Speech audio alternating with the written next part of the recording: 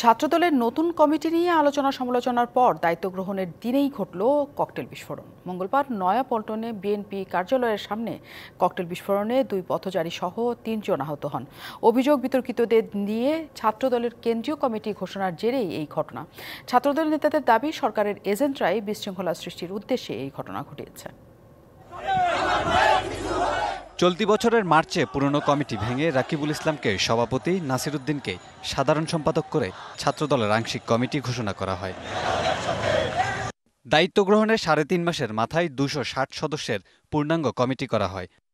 এরপর থেকে কমিটি নিয়ে নানান অভিযোগ, আলোচনা, সমালোচনা শুরু হয়। ত্যাগী ও পরীক্ষিত নেতাদের বড় একটি অংশ বাদ দেওয়ার অভিযোগ আসতে থাকে। ব্যাপক বাণিজ্য হয়েছে, অথবা কোনো ভাইয়ের নীতি, অথবা তাদের সুবিধার্থে তাদের আত্মীয় স্বজনকে এনে নেতা বানাইছে। ছাত্রদলের ইতিহাসে এরকম বাজে কমিটি হয়েছে কিনা এটা আমার জানা নেই। নগদের কাছে সব গ্রাহকই প্রিয়, তাই তো সারা দেশে ক্যাশ আউট চার্জ সবচেয়ে কম। মঙ্গলবার বিকেলে নতুন কমিটির আনুষ্ঠানিক কার্যক্রম শুরু করতে নয়াপল্টনে দলীয় কার্যালয়ে জড়ো হতে থাকে কমিটিতে জায়গা পাওয়া নেতারা। কিছুক্ষণ পরে দলের কার্যালয়ের সামনে এবং আশপাশে বিকট শব্দে পরপর কয়েকটি ককটেল বিস্ফোরণ হয়।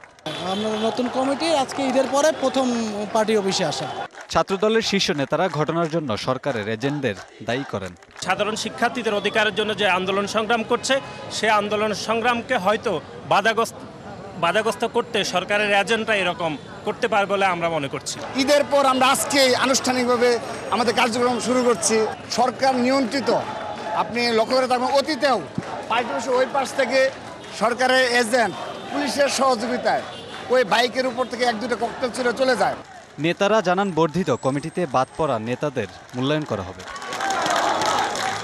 Kamrul Hasan, DBC news, Dhaka.